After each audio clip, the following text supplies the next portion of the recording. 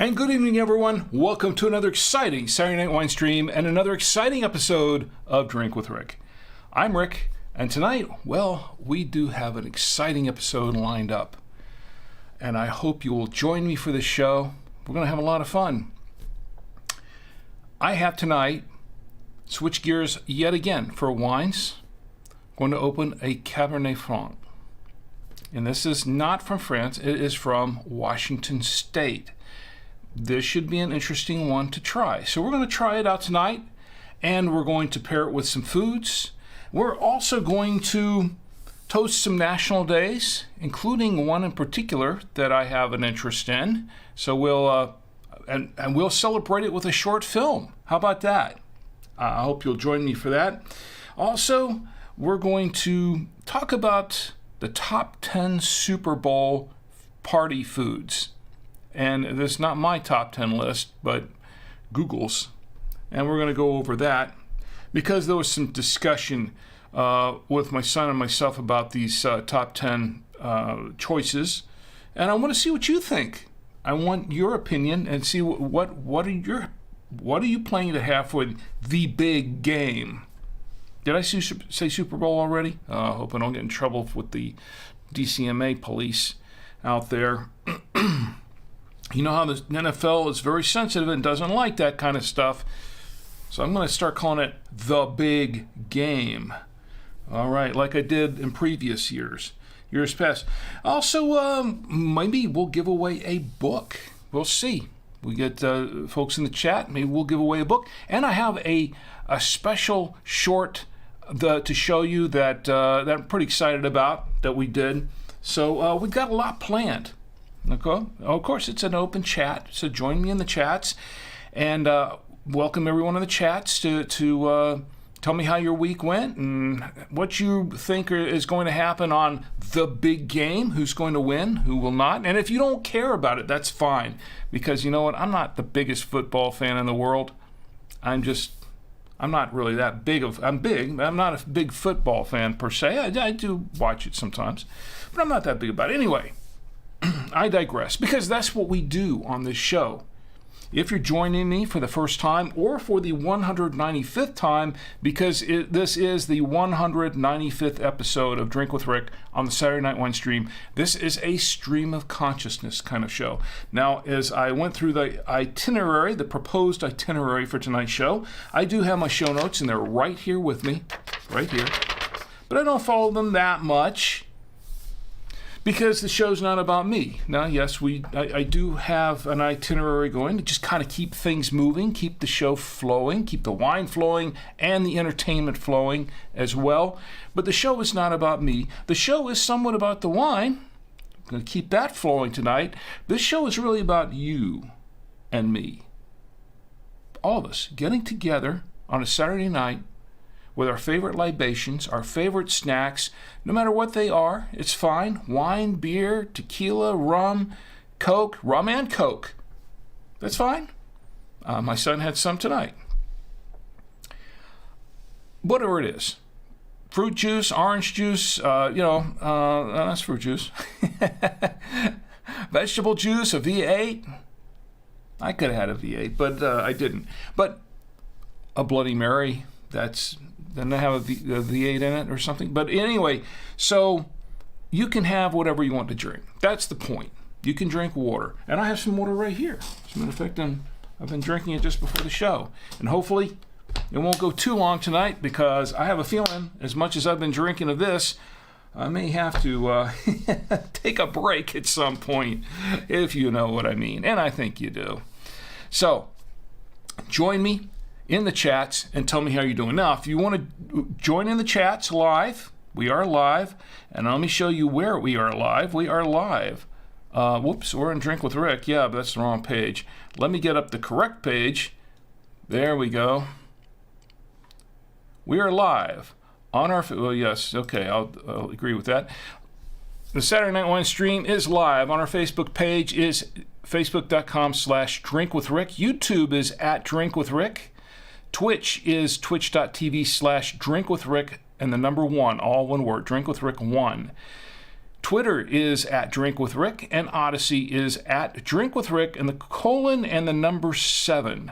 So that's the direct URL to me right there. Also, the podcast goes out, let me see, I've got that. The podcast goes out Monday nights at 10 p.m. Eastern Time, okay? Monday nights at 10, every Monday night at 10. I make sure of that, and you can listen to it on demand, anytime, anywhere, on Apple Podcasts, Google Podcasts, Spotify, TuneIn, Stitcher Radio, Blueberry.com, iHeartRadio, Deezer, Amazon Music, podcastindex.org, and by email. Now, if you go to drinkwithrick.com, go to the subscribe page, like those of you who are watching right now can see the subscribe page. Click on that little blue button that says by email. Put your email address in the little box there. Send it off to me, and you will get the latest episode of Drink with Rick as soon as it drops. And no salesman will call. It's just for the podcast. That's all.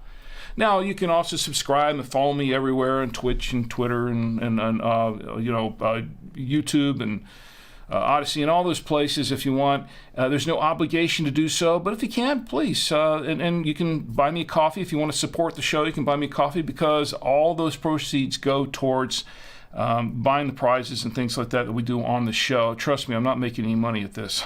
Right? I'm losing money big time. But you can join me in all of those places, and I hope that you will, there's no obligation to do any of that, by the way. That's only if you want to. That's fine. I'm not going to beg for all this stuff. It's just your call. But and I welcome it, but it's your call, of course. So let's get to the wine. Before we do that, let's get to the chats. And it looks like a little quiet on the chats on Facebook for the moment. I hope we are getting out on Facebook because that's... I don't want to go into Facebook tonight. Anyway, we have folks on Twitch, and Taz Cools is in the Twitch tonight. And Taz Cools, is great to see you, by the way. Taz Cools says, cheering for Eagles with Mike Tech Show. Also need to toast Burt Bacharach, R.I.P. died Thursday. Yes, he did. Yes, he did. I was actually going to mention that. I'm glad you did. But you're getting ahead of me a little bit here. But yes, we're going to toast Burt Bacharach, who passed away at the age, I think it was 97. He passed away, 97, I think. He was pretty well up there in age, but it's always sad when someone goes like that. And Burt Bacharach was quite a composer. As a matter of fact, I was listening to a Burt Bacharach tune earlier this evening, and brought back some memories. And anyway, so we will toast to the memory of Burt Bacharach as well. Just remind me there, just in case you know how things go on this Stream of Consciousness show, because I'm kind of all over the place. By the way, I got the message before the show about clipping the fish slapping sequence from Monty Python, and as much as I'd love to do that, I'm unable to do that for copyright reasons. Today we're going to be toasting a national day here today that's also related to all of that. And I would love to use clips from some of my favorite movies and things like that. I'd love to clip things from other segments of Monty Python, and as well as like Stooges stuff and classic Marx Brothers stuff and all kinds of things. I'd love to do that, but unfortunately, for copyright reasons, I cannot. And one of the complications here is that I'm not just streaming to Twitch, which Twitch might have some issues with it anyway, but I'm streaming to 5 different platforms. And there's no doubt one of them is going to have a problem with it, and probably more than one. I'm still having a tough time with Facebook. I'm having a heck of a time with Facebook because of this. Every week I get a copyright hit from this is the 2022. I don't remember what year they're using it as, but it's 2022. It's the FIFA World Cup 2022 cutter, and they got a bot on there that just flags my show every single week, and I have to put a copyright, clearance thing. Say, here, look, here's my license. I've got the rights to use this, and I do it every single week. And then 7 days later, of course, they clear it and they say, yeah, it's okay. But that's 7 days that no one on Facebook can watch it because it's been blocked. And because some things on this show are somewhat topical, they kind of ruins my reach on Facebook somewhat. So it's been a huge problem. Anyway, what was it? Oh, yes, and Tom Antio is in the chat. And Tom Antio is raiding with a party of one. Well, thank you. Thank you, Tom. Tom Antio is doing a raid. He's doing a raid with a party of one. I'm assuming that's Tom Antio. But thank you very, very much for the raid. It's much appreciated. The more the merrier, even if it's only one. Okay, appreciate it. Thank you. Only one. But stick around, Tom. We're going to have some fun, and we're going to. And it was Tom and myself that we had this discussion about the top 10 Super Bowl party snacks and what we thought would have been okay. Tom says, already drank my rum. Well, I know you bought a bigger bottle. I hope you didn't drink the whole bottle, but all at once. But I know you bought another bottle of it. All right, let's see what else we have going on here. Odyssey. Okay, we're good there, and we are live on Twitter, and we are live on Twitch, and we're live everywhere, and also on the website. Oops, hold on a second. I think I missed the website. I had it ready to schedule, and I didn't schedule it. Now we are live on the website at drinkwithrick.com. It took me a second. Sorry about that. For those who went to drinkwithrick.com to watch the show there, and from time to time people do. And let's see, now we're live on... It's for Field Trip. Now, if you go to drinkwithrick.com, you can join me in all the chats everywhere else. But on drinkwithrick.com, I do not have a live chat going on there. But the show is live. I can see it right here. It's feeding back to me now. But if you go to drinkwithrick.com, go to the post for tonight's show, which is Field Trip 2020 Cabernet Franc tasting and review. Click on that post. You will get a little comment box, and I will respond in kind. Just type in your comment there. I won't be able to respond right away, but I will eventually, and you can do that there. Okay, let's take a look. We're getting started late on this. My lovely wife, Chi's, in the chat on YouTube, by the way. She says hello, and right back at you, Chi. And before we get too far off the beaten path in here, let's open up the wine so we can get things going, we get things rolling on the show. Looks like we're good everywhere. All right, great. So this is what we have tonight, and I'm going to show you what my lovely wife, Chi's, prepared because it's really cool. It's really cool. Anyway, this is what we're drinking tonight. It's called Field Day. This is a Cabernet Franc. This is from Washington State in the U.S. of A. And this is going to be an interesting wine because I've heard some good things about it, mostly from the folks at Winestream because that's where I picked it up. But I'm going to read the back of this wine here. Read the back. It says Field Trip 2020 Cabernet Franc, Walla Walla Valley in Walla Walla, Washington. Or I think sometimes they call it Walla Squared.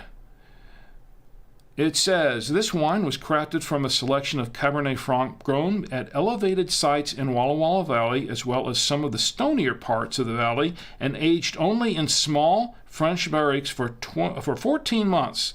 Not 24 months. 14 months. I knew I was going to have to mess up something here, and I'm just reading it directly off this label. Produced and bottled by Wallace Squared, LLC in Walla Walla, Washington, and there is 14% ABV in the 750 milliliter bottle of wine. So that's what we've got going on here tonight. And I do have the bottle in front of me, which, by the way, I would rather have a bottle in front of me than a frontal lobotomy. Yeah, I was waiting for that rim shot. That's an old one, isn't it? An oldie but a goodie. You know, the first time I ever heard that was, I know it's older than that, but the first time I ever heard it was on one of Shel Silverstein's routines, one of his songs. Back in the days of listening to Dr. Demento.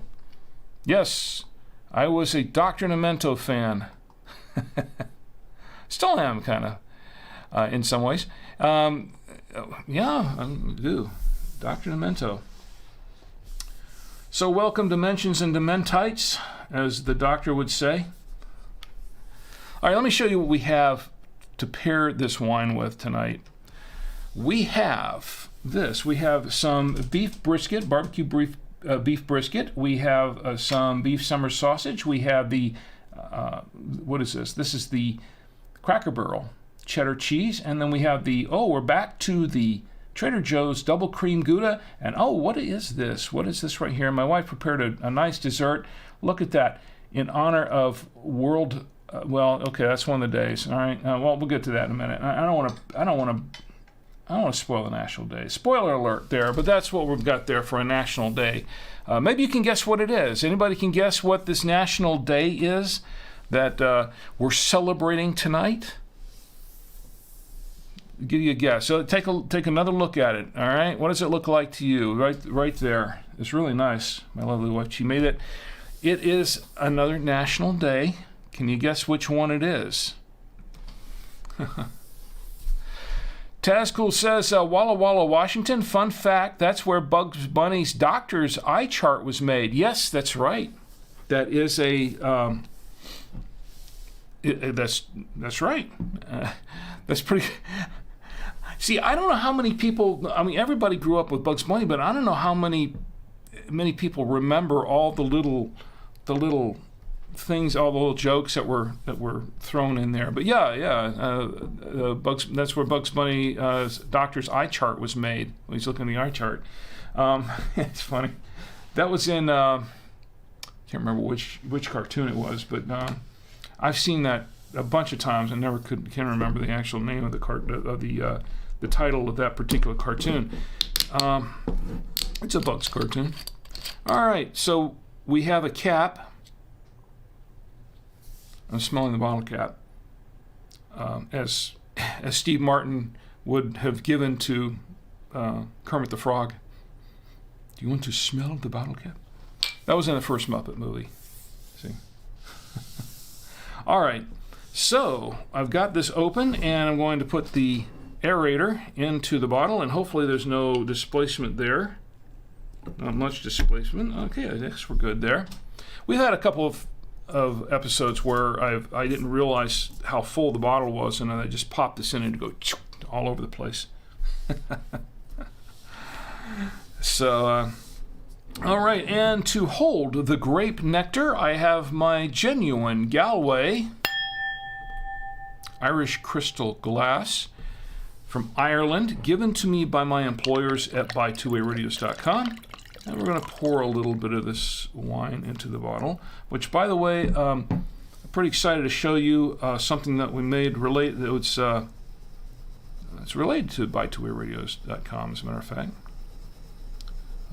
A short film.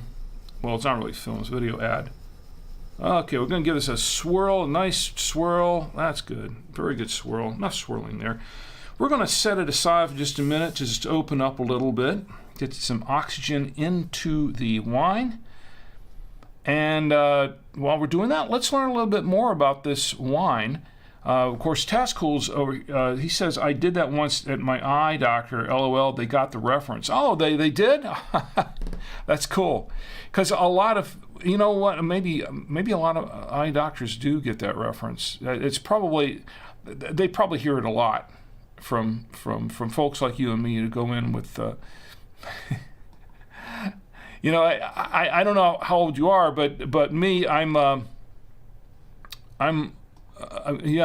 grew up with Bugs Bunny and Daffy Duck and all this. As a matter of fact, I left my sister Gina posted something earlier today about a duck. It was a duck stew or something. I forget what now, but I posted a little. In my comment, I posted a little GIF of Daffy Duck just going,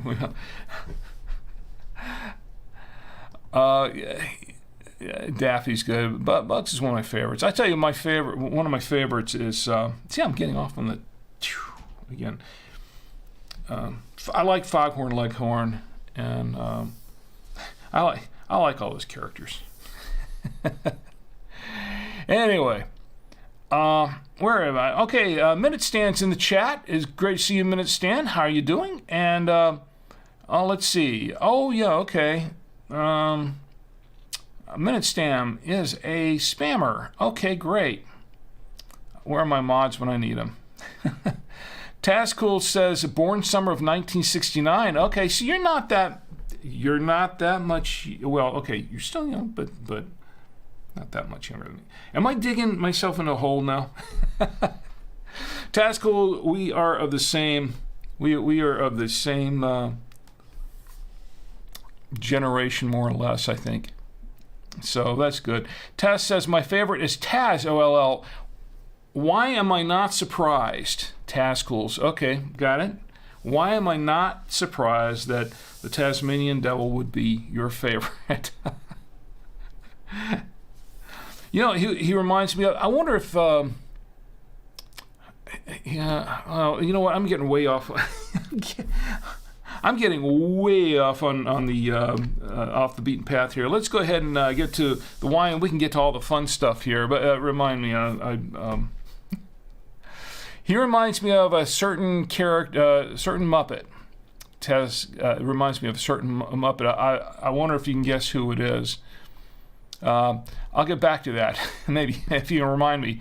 All right, so let's find out a little bit more about this wine. This show is all over the place tonight, folks. All right, so I looked it up. Online. Couldn't find a whole lot of it online, and I'm not too surprised for that because I purchased this at winestore-online.com in my local area. They have a store in Blakeney, and I went to that one. That's the one I usually frequent.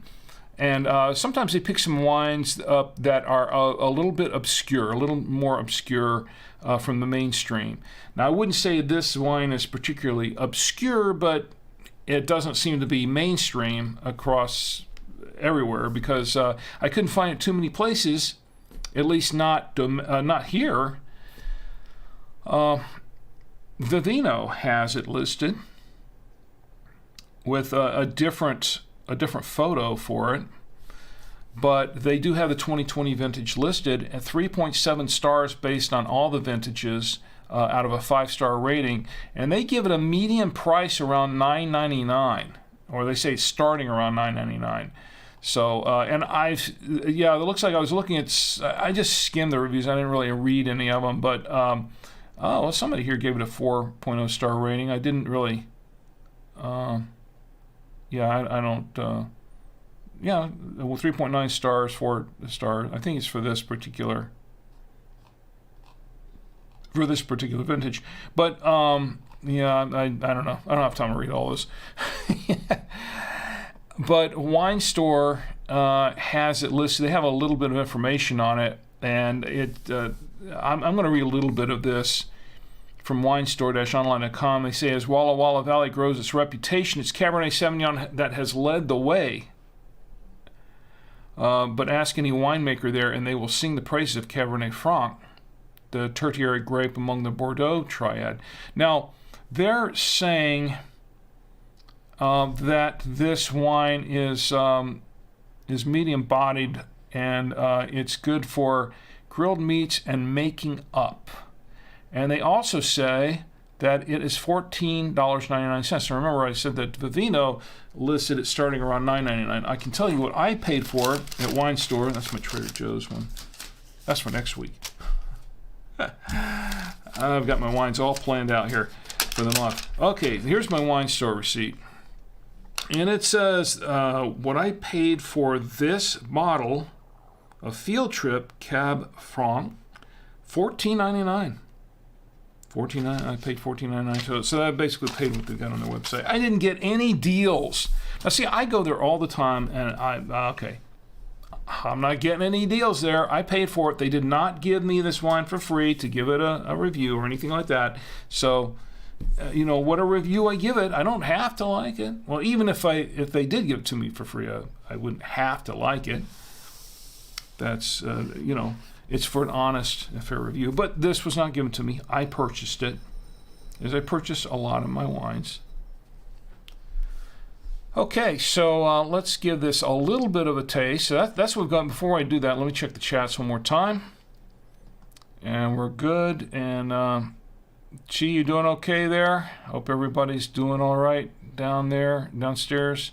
And Tascool says, okay, Tascool, you got it. It was Animal.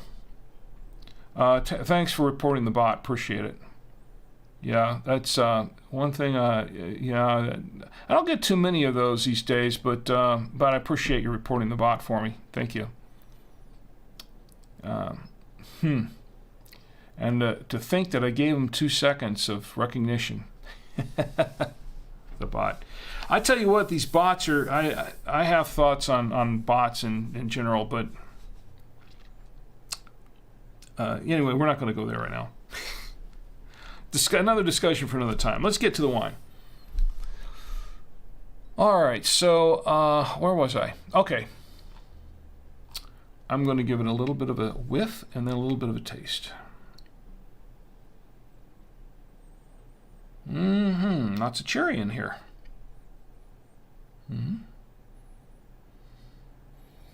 Smells a little peppery too. Let's see what it tastes like. A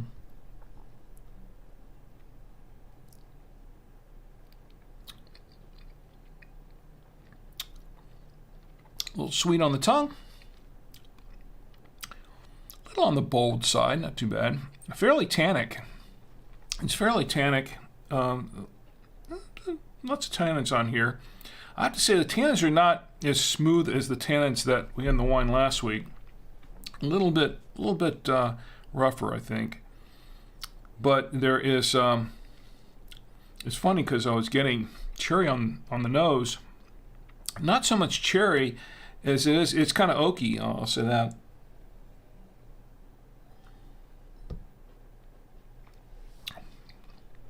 Oaky. There's a little bit of cherry there, but it's really more earthy, oaky. I'll try this a little bit more. And yeah, it is quite peppery, actually. Kind of some peppery notes to it. Let me see if there's anything else I can pick out of here. Let's see.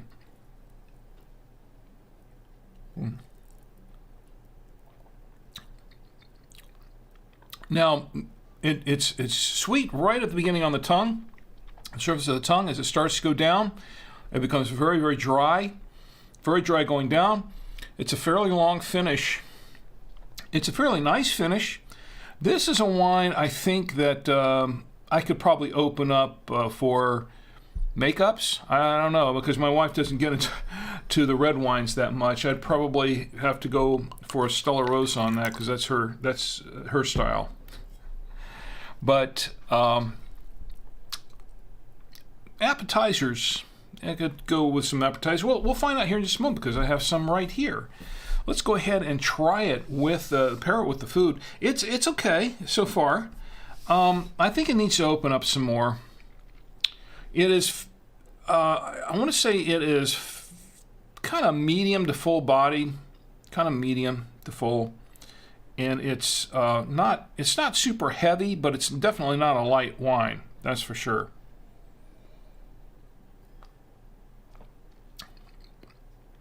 And the tannins are there. They have they're not as strong as they were in the first taste, but the tannins are there. And it is a very dry wine, but I like dry. I do like dry, so that's good. I'm okay with that. So far, it's all right. Now, 14% alcohol, and I'm tasting a little. It tastes a little bit with the alcohol in it. Yeah, I can get some of that, but and that's something I'm not real crazy about most of the time. That's why I prefer the lower alcoholic wines, because I like to be able to taste the wines. Rather than taste the alcohol in the wine. That's one reason why I don't like the ones with a lot of alcohol in it, because I don't want to concentrate on enjoying the flavor of the wine itself. This one, I think, as it opens up, it'll probably be okay for that. It's just in the first taste or two, I can taste a little bit of the alcohol in it.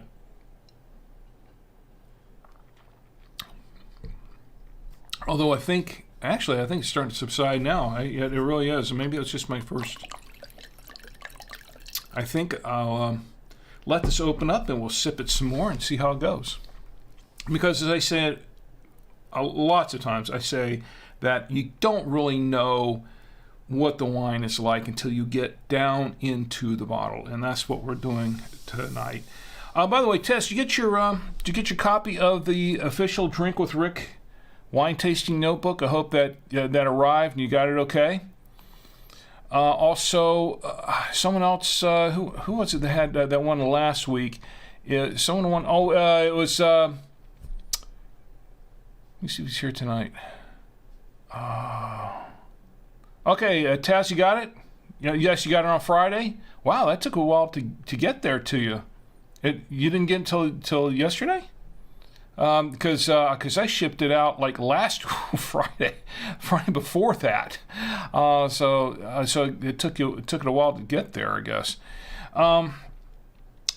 Let's see if he's in. Okay, Yadagami Sama, he won one last week, but I haven't received his shipping address yet, and I want to send that out to him.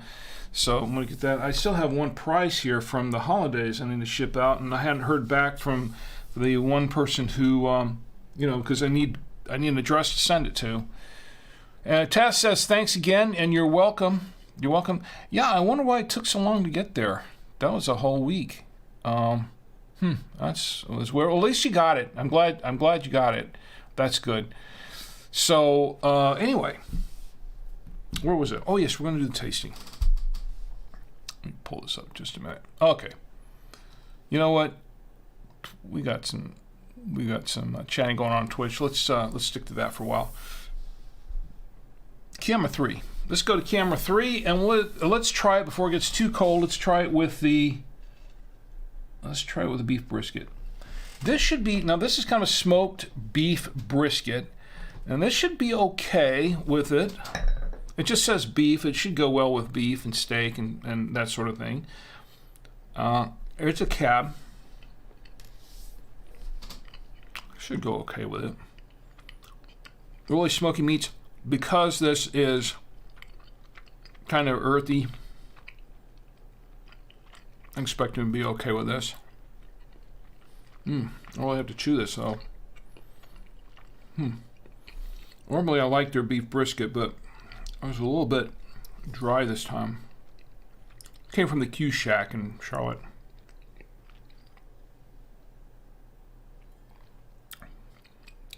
Oh, that's that's pleasant. I like that. Nice pairing, pleasant pairing. That's good. Okay, not too bad. I like that. I'd say it goes pretty good with the meat. Let me clear the palate just a minute, and then we'll go back to camera 3 and try it with this beef summer sausage. Now this is a spicier kind of meat.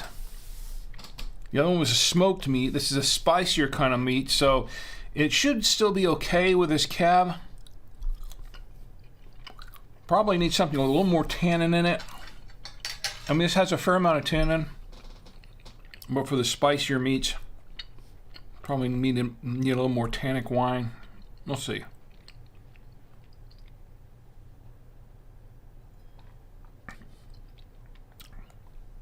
once again, not too bad.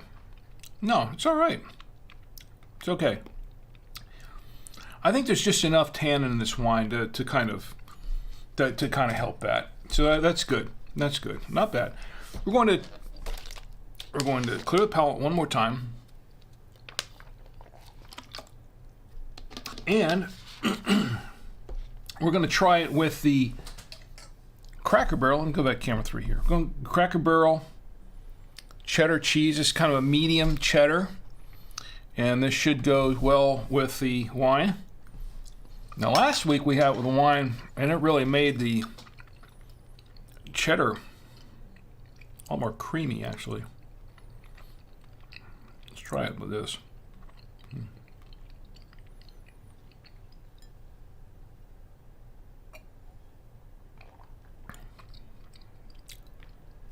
Okay, now this is interesting.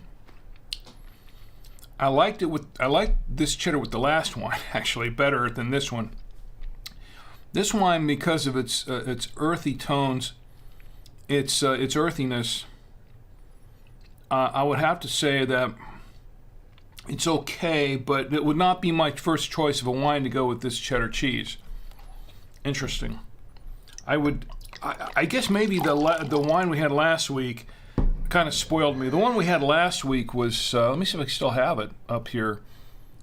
Do I have it? It's the Lodolay. We had this last week. That was the Lodolay, and this was a Toscana, and this went really well with everything that we had. And I was really impressed with this wine. I really liked it. Very good. This wine, I mean, obviously this is a different wine, so it's not the same thing. But I would say that I would probably choose the Lodolay first over the Field Trip for the cheddar. Now, let me go ahead and clear the palate one more time.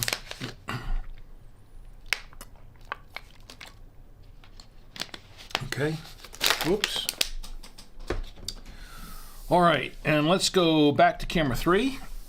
And let's try it with the Trader Joe's Double Cream Gouda. And as we all know, we have never had a miss on this one. As a matter of fact, this one has saved a number of wines in the past. This cheese has actually improved the wine. We'll try that. Great Gouda, fresh Gouda, by the way, from Trader Joe's.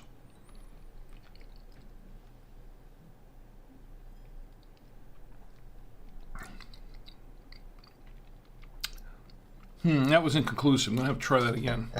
Back to camera 3. Let's try that one more time. All right.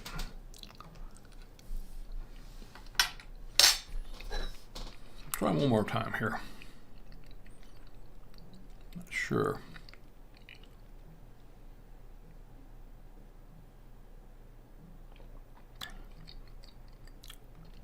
Oh, yeah, that was all right. That's pretty good. It went okay with the Gouda. It's okay. Nothing to shout home about, but it wasn't bad. It was pretty decent. So I think that was a pretty decent pairing with the Gouda. It's all right. Now, I think that does it for the pairing for the time being. Let's go back to the chats for a minute. Tascool says, thanks again. You're quite welcome. Thank you for watching the show and for being here every week. And it's just a small token of my appreciation. It is. And I'm working on some more things. I love to give away stuff like this. I'm working on a follow-up to this. I'll tell you more about it at a later date, but for now, let me just say that I'm working on a sequel of sorts. I'll just leave it at that. Probably saying too much now. Taz says, went tropical pineapple rum, pineapple juice, and Sierra Mist. Now Starry. Okay, so so you went tropical. I was running that all together. Pineapple rum, pineapple juice, and Sierra Mist. Okay. And Photo Ray's in the chat. It's great to see you, Photo Ray. Says hello, hello, and right back at you, Photo Ray. I hope you're doing well. You missed the opening and the pairing, but you're here for just in time for all the rest of the festivities. We have a lot to go with. Now, as I said before at the beginning of the show, We're going to toast some national days, and there's one here that we have, my lovely wife, she has prepared a little presentation there for, and a little food thing. And, of course, we're going to talk about Super Bowl party foods. Top 10 Super Bowl party foods. I don't want your take on what you think are the best, are the top 10 in your opinion. Because my son and I, we listened to this on the radio, and we had some differing opinions on it. So I want to know what your take is on it. So everybody get in the chat. And also, I'm going to show you I've got a couple things to show you. We've got a short film to show you tonight in honor of one of the national days, and of course, a very short production that my son and I did this week that we're kind of proud of. So I wanted to show you that. It's a very, very short piece, and maybe if we get enough people in the chat, some new folks in the chat, maybe we can do a giveaway. And I would like very much to do that. So anyway, let me get back to... All right, we're good everywhere else. Okay, we're good. We're fine. I think we're fine. All right. What do we have coming up next? Oh, yes, next on the agenda. How'd your week go, Photo Ray? Hope it went very well. Mine was kind of hectic, but I'll tell you about that another time. Let's see. Oh, yes, the national days. That's what we are. All right, so let's queue up. Oh, Photo Ray says, busy, busy. I know the feeling. I hope it was a good busy. A good busy. All right, let's queue up the national days. Where are we here? Okay, national days. Time for the national days. All right, and wow, do we have some national days to toast? And Photo Ray and Taz, I think you both like the national, one of the national days here we've got coming up. I know that we have folks here that are film buffs. All right, so today, starting off, is National Make a Friend Day. February 11th is National Make a Friend Day, and that's what we do here on this show. We're about making friends, old friends, new friends, friends in between. Everybody meeting each other and getting together and just having a great time. That's what this show is about. Now, for that reason, of course, we don't talk about politics. We don't talk about religion on the show. We don't talk about things that tear people apart. Because, everybody has their own, their own take on politics. That they all have their own beliefs and non-beliefs or whatever have you, and things like that. That's not helpful in a situation like that where we're trying to bring people together, because everyone's an individual. Everyone's going to be different. Everyone has a different take on everything. So what we do is, although I will say that I think everyone has certain things that they all have in common, that we all have in common. There are certain things that we can all find in common and for the common good. I really truly believe that everybody has some commonality in certain ways. And what we want to do is find that commonality, the common ground, and just kind of meet, and there's no pressure, no stress, no worries. Just meet and just enjoy each other's company for what it is. Just find the common ground. All right? And that's what we promote here on the show. And wine, it is a proven fact that wine brings people together. I'm pointing at this thing. It's off screen. There we go. Come on back in here. Right here next to me, where you belong. Roadkill Bill, you're for later. Anyway, so this is National Make a Friend Day. So I hope we'll all get together and make friends. Here's to National Make a Friend Day. I will drink to that.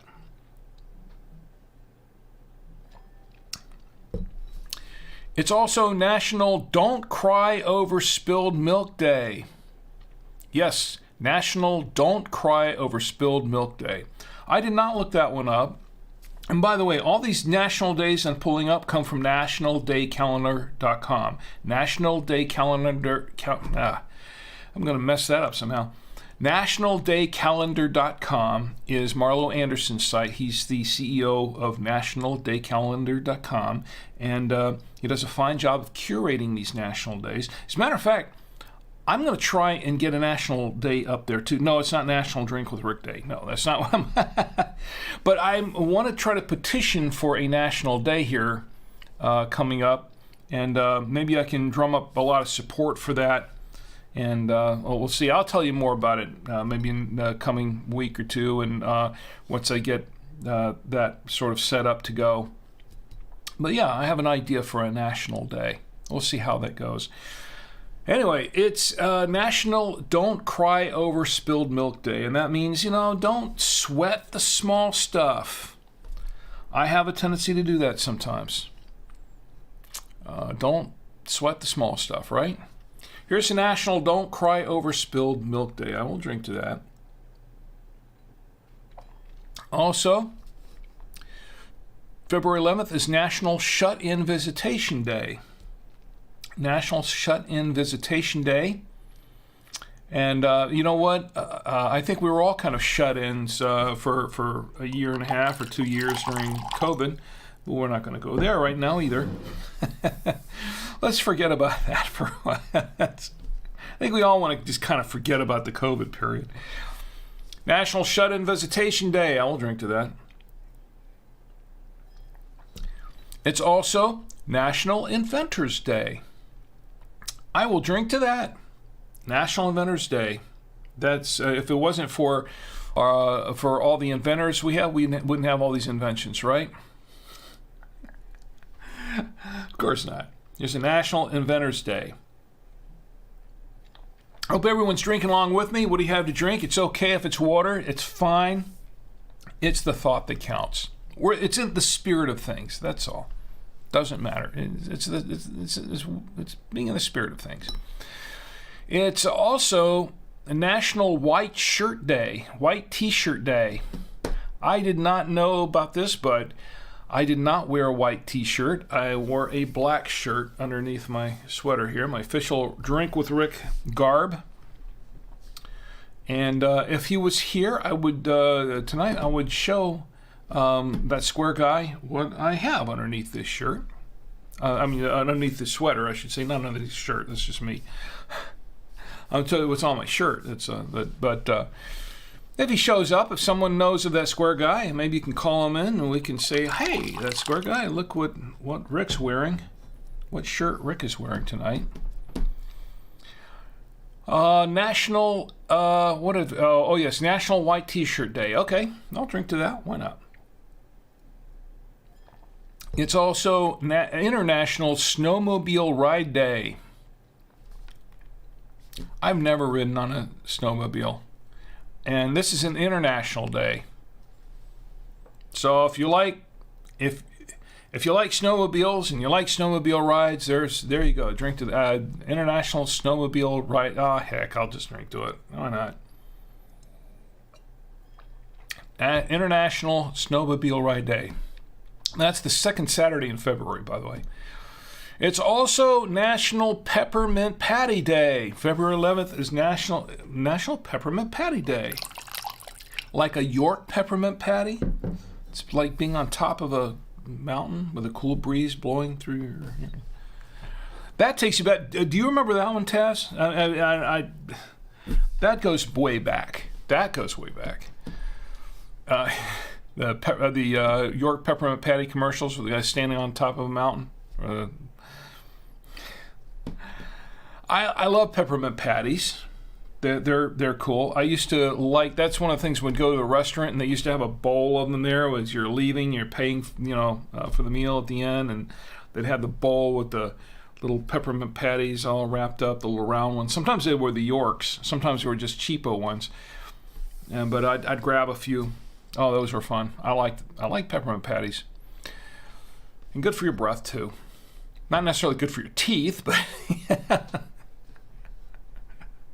yeah, peppermint patties made me the man I am today. Yep. Here's a National Peppermint Patty Day. I will drink to that. And Yeah, there's one more day we're going to get to here in just a second. Tascool says, yes, don't sweat the petty things and don't pet the sweaty things. Yes, I will drink to that. And you can clip that one if you want. Yep. All right, one more national day here for today. It is national. Well, it's not national, it's global. I gotta pour some more for this. Today is Global Movie Day. Yes, it is Global Movie Day. Indeed, it is Global Movie Day. And this is why my lovely wife, Chi, in honor of Global Movie Day, has prepared this little presentation here. This is, according to my wife, this is a brownie with some icing on it in the shape of a clapperboard, for a movie clapperboard. This is a movie reel, and it is made of a slice of pear, according to what she said, and blueberries in there. And then right here, this little piece of film. I couldn't believe this. I had to ask her what it was because I kind of guessed at the other items. She told me what they were, but I kind of correctly guessed them anyway. This item right here in the corner that's supposed to be the movie film sticking out is it's a piece of banana peel. I guess it's a very old piece of banana peel that got really brown pretty quick. I couldn't believe what she told me, and I thought, okay, that's interesting. But that's what that is. She did a fine job on it, and to my lovely wife, Chi, you get applause. You get a great round of applause for that. That's just amazing work as always. This is to my lovely wife, Chi. And this is for Global Movie Day. I will drink to that. So, in honor of Global Movie Day, I have a global movie to show you, such as it is. All right, let's watch that. Maybe we can watch that now. How about that? Photo Ray says, I remember when you could get the free mint patties at the restaurants. Yeah, they don't do that much anymore. I wish they would still do that, but I understand the cost of everything is just so much as it is nowadays that it's I'm not surprised. I'm just disappointed, but I'm not surprised. Those days have passed, I guess. Maybe they'll come back again sometime. I hope so. I miss those peppermint patties. And by the way, speaking of peppermint patties, I hate to say this, but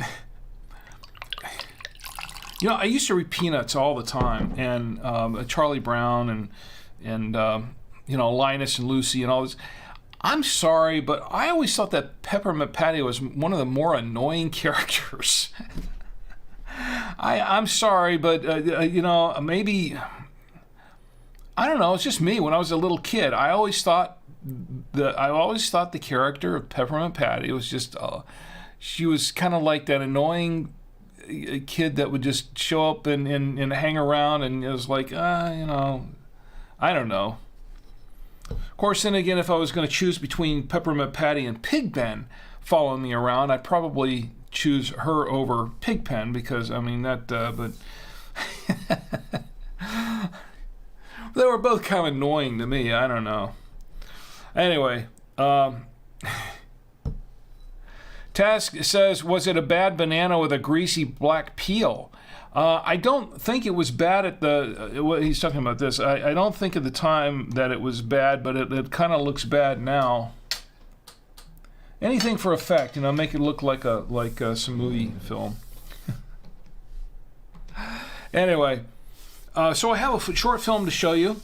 If Ed was in the chat on Facebook, he may be there later on, but he's seen this before on a couple of occasions. I don't think anyone else in here at the moment has seen it. Tom, you've seen it. Tom Antio has seen it. But I want to show you, because I'm doing this. This is kind of a twofer here.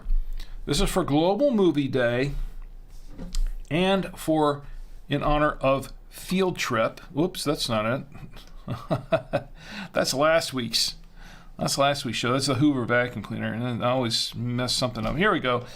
in honor of Field Trip, the wine that we have tonight, Field Trip, the Cabernet Franc. Let's go on a field trip.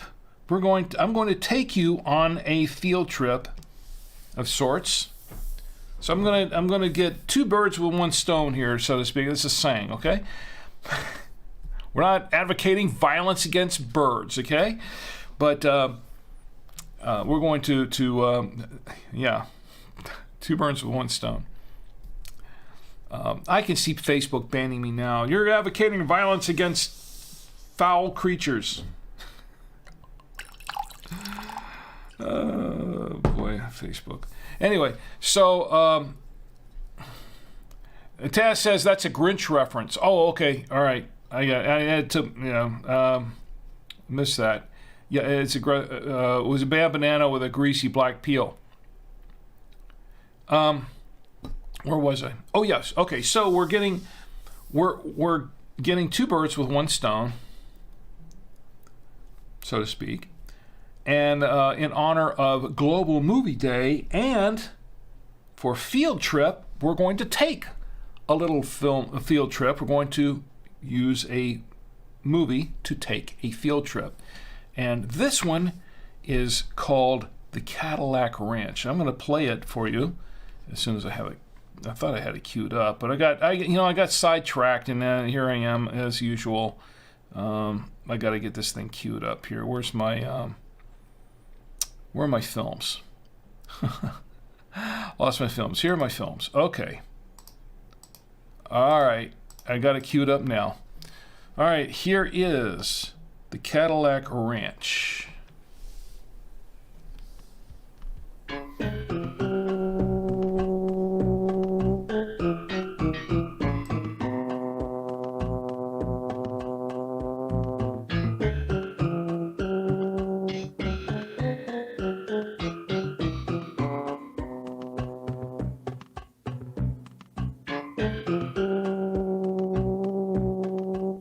In a cornfield, just outside Amarillo, Texas, lies a rather unique piece of art. It is known as the Cadillac Ranch. It was created by a rather unique artist, whose name escapes me right offhand, and I would just as soon forget.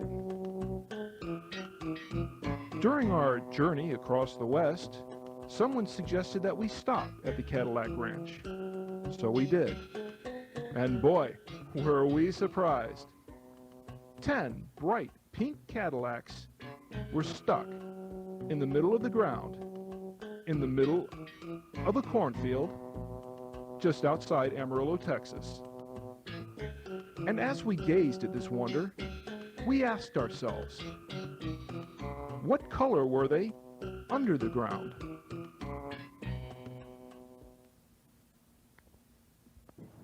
Well, here we are at the Cadillac Ranch, just outside of Amarillo, Texas. And as you can see behind me, there are 10 bright pink Cadillacs stuck in the ground. Yep, here we are, the Cadillac Ranch. 10 big Cadillacs just sitting there. 10 Cadillacs. The question is, why? Why are they sitting here? Out here in the middle of a field outside of Amarillo, Texas, with nothing around it but grass and sky and the cold wind. The question is, why am I out here? Damn, it's cold out here. Yep. Here we are. The Cadillac Ranch. What the hell am I doing here?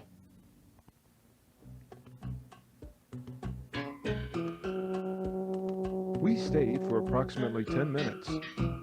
After we had left, we realized that we'd completely wasted our time. Perhaps you can come to the Cadillac Ranch someday and waste your time too.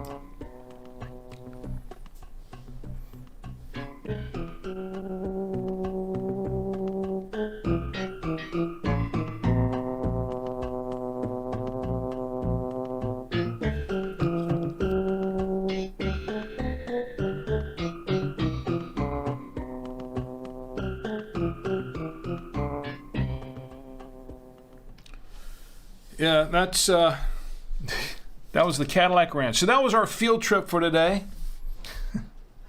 Part of the Where the Hell Are We travel series. The only episode of that travel series, by the way. The Cadillac Ranch. So that was our field trip. In honor of, National Global Movie Day. And our field trip wine excursion. Here is to both, and here's to Global Movie Day. I will drink to that. All right. We do have a couple of other national days. I'll do real quick. Just real quick.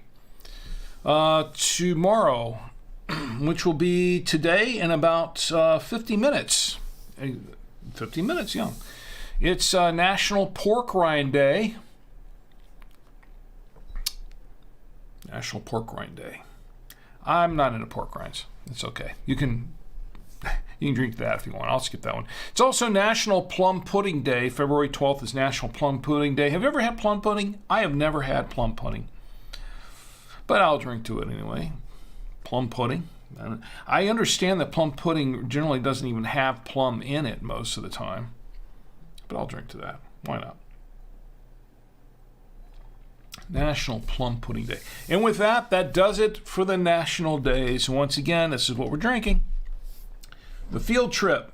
This is a 2020 Cabernet Franc from Walla Walla Valley in Walla Walla, Washington. I just like to say that, Walla Walla. You know, Waka Waka. It's like, like Fozzie. Okay. So, Photo Ray says, reminds me when Clark Griswold, reminds me when Clark Griswold, Chevy Chase, stood at the edge of the Grand Canyon and said, yep, there it is. Okay, let's go. Oh, yeah. They drove all the way out there, stood there looking at the Grand Canyon and said, yep, here it goes, let's go. Well, they were late on their way to Wally World. A classic film, Vacation, classic film. Taz says, I gave up my seat up to a blind person on the bus the other day. Coincidentally, that's also how I lost my job as a bus driver. That's good. We're starting with the dad jokes now, right? I love doing the dad jokes. By the way, we're going to talk about the... I've got another short thing to show you here, too. We're going to talk about the Super Bowl party stuff, too. Yeah, the big game. All right. I was going to say... let's see. I'm just going through some stuff here, trying to...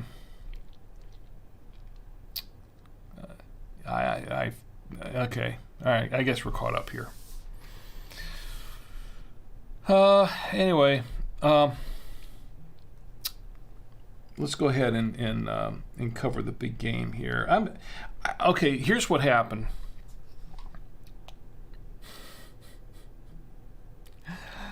I was looking for another dad joke is what I was looking for. I lost the dad joke I was looking at earlier. I wanted to share that, and I couldn't. I can't find it now. Oh well. All right, let's go back up to the dad jokes. Not the dad jokes. Excuse me. The big game. All right. Yeah, I got sidetracked big time over here. Reading bad dad jokes. So What's Up says, what's your Super Bowl food of choice, Rick? Well, that's a good question. I will tell you mine in a few moments. But I want to ask you what yours are and what you think are the top 10 Super Bowl foods. Now, here's what happened. My son and I were on our way to work Friday morning. That was yesterday, yes. So we were on our way to work, and we're listening to the radio, the local WBT radio, and they were going through this top 10 list. And what they'd done was they Googled up this list of the top 10 Super Bowl snack foods. And they were a little surprised at what was on the list and what wasn't. But when they went through the list, my son and I, Tommy and I, were even more surprised. We were like, oh, no, that doesn't seem right. But this is it, and I Googled it up myself. I Googled this list up myself, and according to Google searches, this is what people are searching for on Google. These are America's top 10 Super Bowl party foods. Now, and see if you agree with any of these, okay? Because I disagree with several of them. But who am I to disagree? Is there another rim shot there? No. Okay. All right, number 10 on the list, and then I'll tell you mine. I'll tell you what my favorite Super Bowl food is, and you guys can tell me what your favorite Super Bowl food is. And what's up? I think there was another. By the way, happy Saturday to you too. What's up? I appreciate you being here. By the way. All right. Okay, number 10 on the list. I'm going to go 10-1 because this is how they did it on the radio the other day, and I'm going to repeat this. Number 10 on the list. Spinach artichoke dip. Yes, spinach artichoke dip is number 10, the 10th most searched for recipes for Super Bowl party foods, if you can believe that. I don't even like artichokes. I to be honest, I do not like. I like spinach. I like a spinach dip, but spinach artichoke dip, I don't know. It's not for me. Tommy and I just kind of, you were like, what? We heard this, like, what? No. Who Googles up recipes for spinach artichoke dip for the Super Bowl? I don't know. I don't know. What do you think? Spinach artichoke dip? Does that even make the top 10? Does that even make the top 20? I don't think it's even on my list anywhere. No. Spinach artichoke dip. No. I'm sure it's probably good. Some people probably really, really like it, but it's not my... I wouldn't even... It's not something I even think about. When I'm thinking about Super Bowl party foods, it would never even occur to me. If it hadn't been on this list, I would never even thought about it. Never. And Tass says in Wisconsin. Oh, excuse me. It's scrolling up on me here. Here we go. Let me make sure I didn't lose anything. Okay. Tess says in Wisconsin, raw beef on cocktail rye with S&P and chopped onions. That's interesting. I never raw beef on cocktail rye. Seriously? Wow. Okay. I'm not really into raw meats myself, but that's interesting. All veggies are good except lima beans.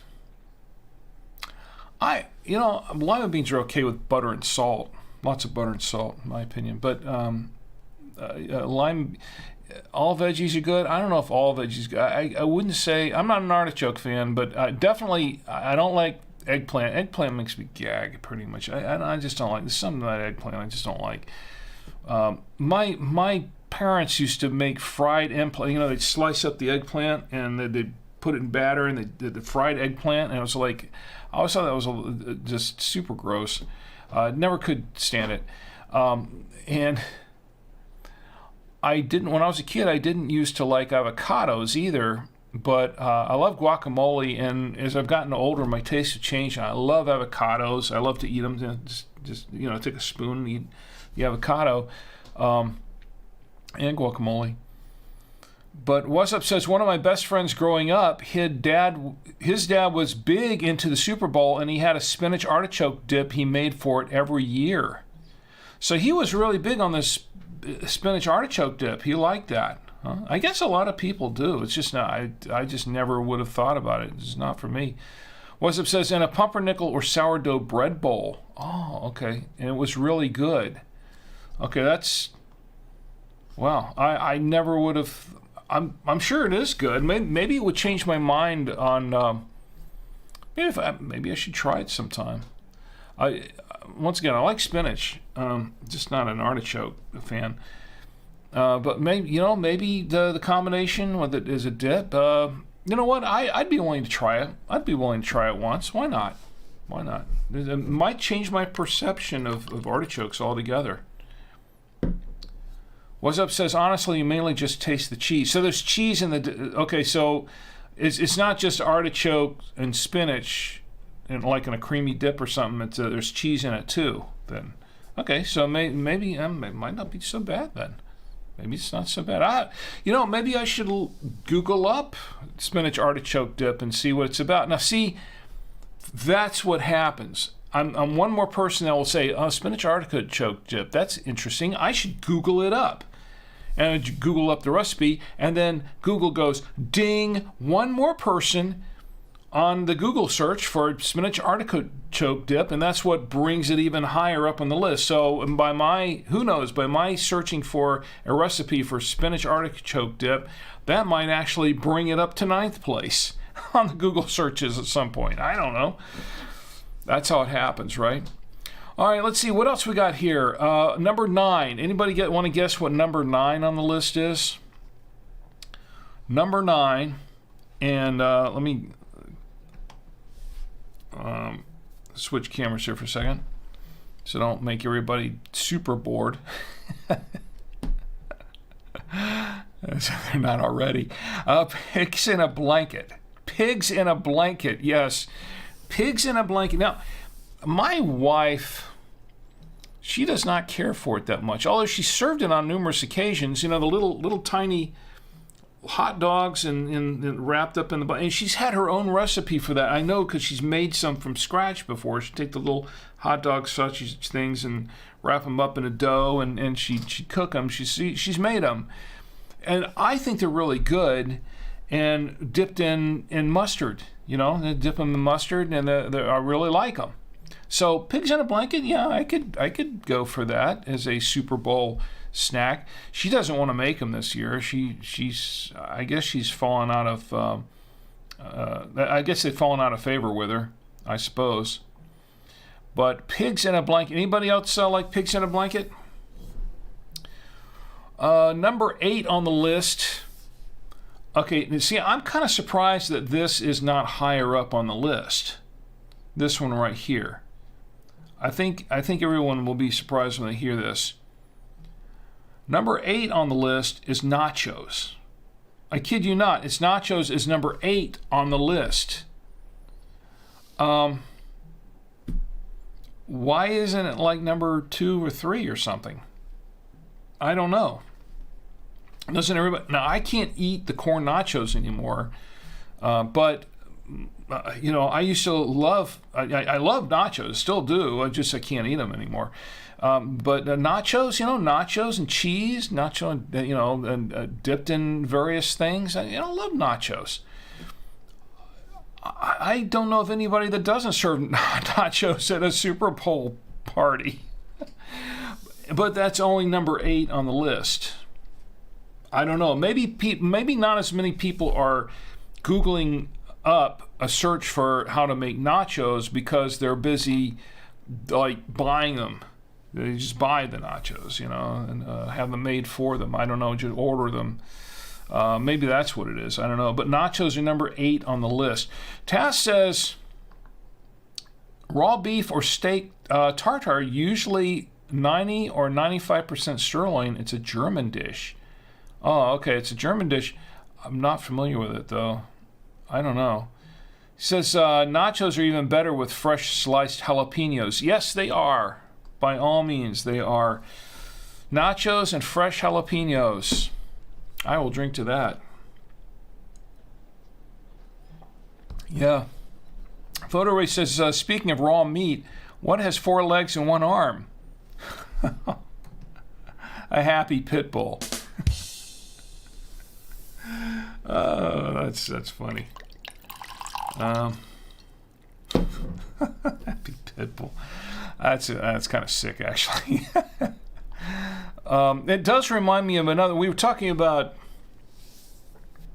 This is Global Movie Night, so why not? This is on topic in a way. So we were talking about Vacation, right? National Lampoon's Vacation a little bit earlier with Chevy Chase. Another Chevy Chase movie that I thought was pretty funny. That I don't know if anybody else remembers it, but that pit bull with one arm that reminded me of this movie. Anybody else know what I'm talking about? It was another Chevy Chase film. I want to see if anybody can guess what I'm talking about. It's related to that. It's kind of like that. Pit bull. The dog wasn't a pit bull in this film, but it had to do with a body part. Yeah. Anybody know what I'm talking about? It's a Chevy Chase film. Taz Cool says leash and bumper. No, not from Vacation. This is a different film.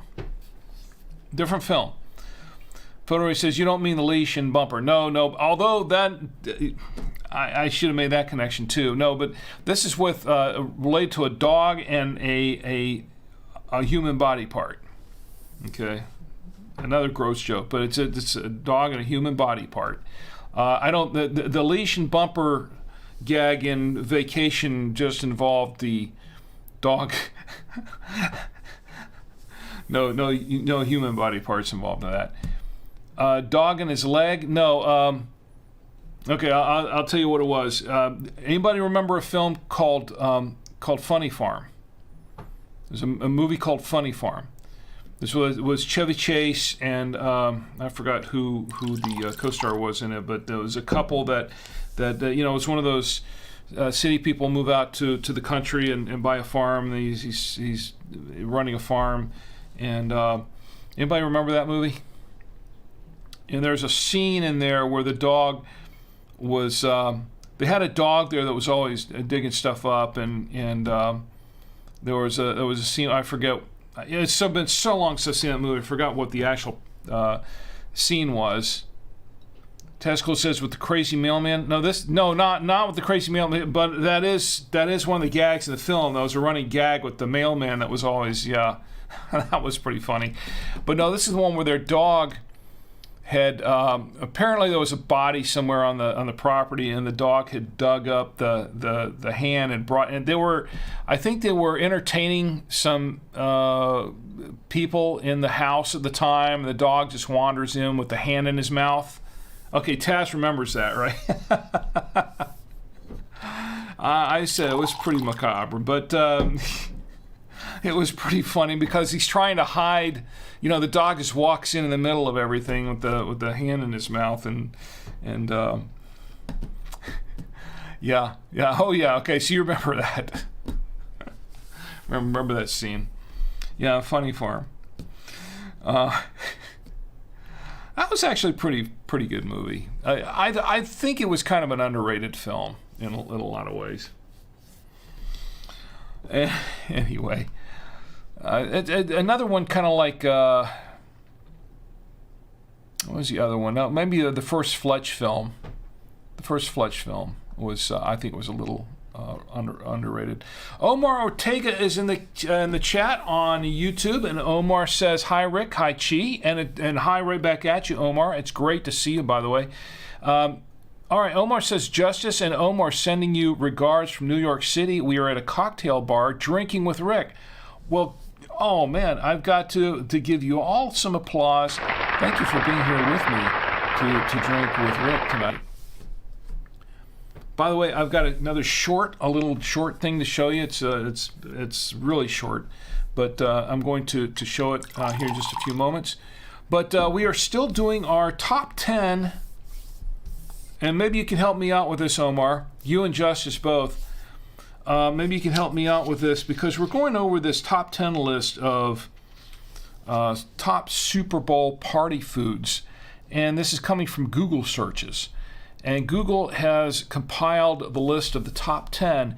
And spinach artichoke dip was number 10, pigs in a blanket number 9, nachos was number 8. Now we're up to number 7. Can you guess what number 7 is? Number 7 is hummus. This is the top 10 searches for Super Bowl party foods. Number 7 is hummus.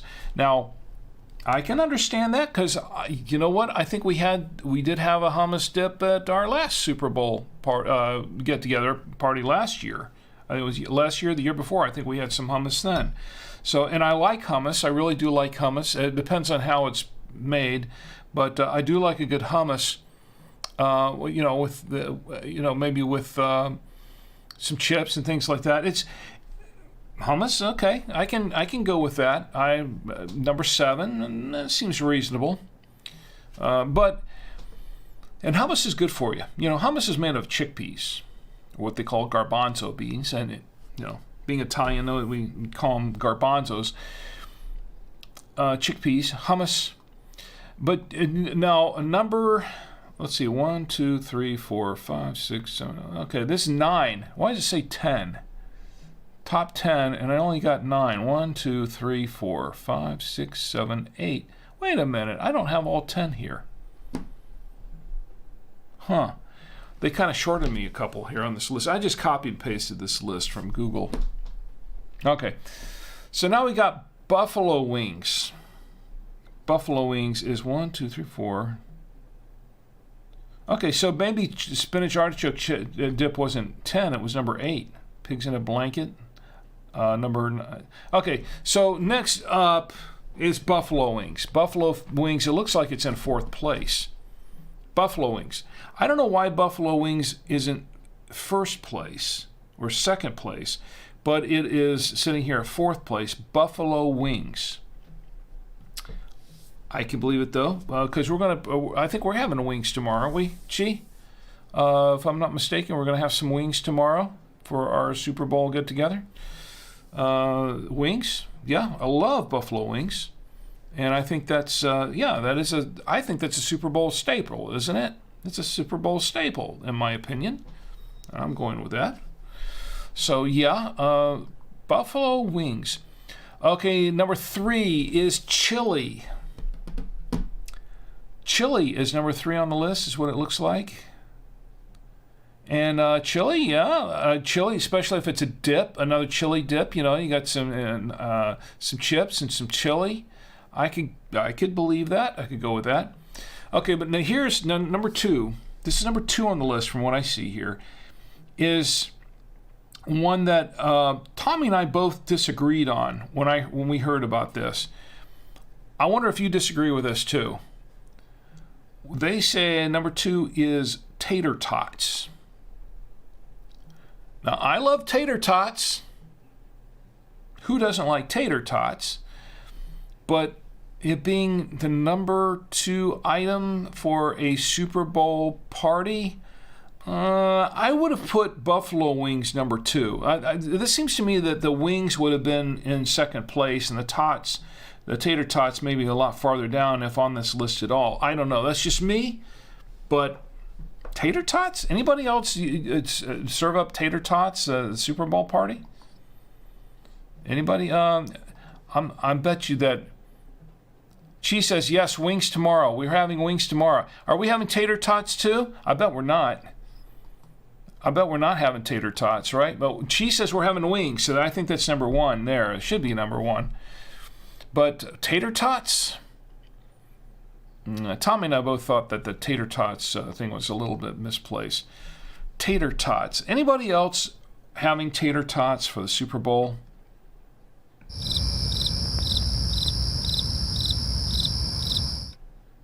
I thought so.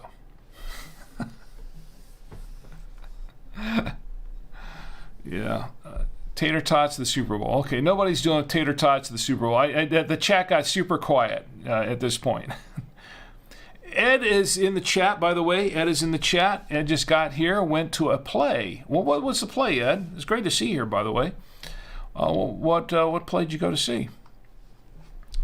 Well, I'm glad you're here. And anyway, we're just about to get to the number 1 item. The number 1 item that is searched for on Google for a Super Bowl party food. Number one Super Bowl party food. Can you guess what the number one is? And tater tots, I never would have guessed tater tots at number 2 or even number 10. Not tater tots. I like tater tots. I love tater tots, but I don't know. I didn't think it was that popular as a Super Bowl food. Maybe that's just me. I don't know. Okay, here comes the number one. Can anybody guess what the number one searched for food recipe for the Super Bowl party foods is? Anybody care to guess? Anybody? I'm going to give you a second. Anybody venture to guess what it is? She says guacamole. No, we're having guacamole, but guacamole wasn't on the Google list. Let me see because there are a couple that were missed here. Let me see. I'm going to Google this up again for a second. Top 10 Super Bowl foods. Because I copied this thing down and I only got 8 of them. 1, 2, 3, 4, 5, 6, 7, 8. Yeah, they only gave me 8. Okay, wait a minute. Here we go. Okay, I missed 2 of them. Okay, so there was hummus and chili and tater tots. So tater tots was actually number 4 on the list, apparently. This changes from moment to moment, apparently. Okay, so it's not number 1. Chips and salsa is number 3. Chips and salsa is number 3. I'm looking right at Google, at the Google listing right now. So chips and salsa is number 3. Buffalo wings was after hummus, and then chili, and then tater tots and chips and salsa. So chips and salsa wasn't number 1; it was number 3. Chips and salsa. I can believe that. Chips and salsa. Number 2 is guacamole. Number 2 is guacamole on the list. That's the number 2 food. And we are having, so Chi says that we're having, let me go back to, all right. So Chi says we're having wings and guacamole. I don't think we're having wings or guacamole on the wings, but we're serving both, a guacamole dip, right? Okay, so that's number 2. So anybody guess the number 1? It's not chips and salsa. Chips and salsa was actually number, let me go back to my actual list here. Chips and salsa was actually number 3. Okay, cool. So guacamole was number 2. The number 1, anybody want to guess what the number 1 searched for recipe on Google for Super Bowl party foods is? Let me see if anybody can guess that real quick. So What's Up says onion dip. No, it wasn't onion dip. It wasn't not onion dip. Photo Ray says every list is different. Yeah. And Taz says pizza. Now, Taz, I would agree with you.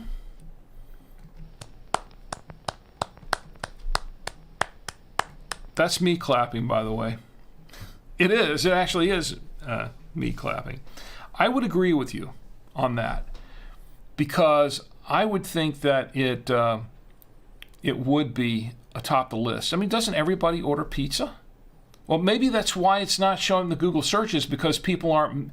Because see, the search is for recipes for the Super Bowl foods.